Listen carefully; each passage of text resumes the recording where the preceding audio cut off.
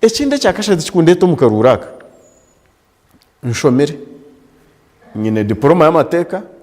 nyine bachelors of laws nyine postgraduate diploma in law kuruga Law Development Center none ubushoti kose bundi butushomere nikimanyisa ngu nyine obwenge nyine amagezi nyine talents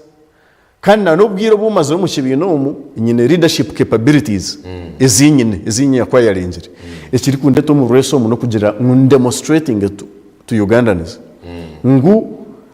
hine leadership capabilities ezinyine hine obwenge bunyine nanye ndiyo mwabanya Uganda eminyeto minje ryokwe etabasize kuherwa mugisha ahabwe mberejeruho konke kuyakubirihirwa mugisha tukabire ntubasani tukusavinga ihanga ryitukurunje mnonga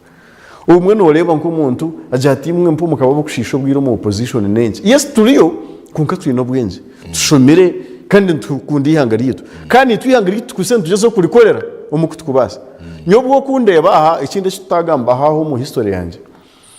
ukurwo mwaka gwe 2013 ku mwaka gwe 2016 nkaba ninkora nka police analyst mu parliament ya Uganda mu office ya leader of opposition. Okay.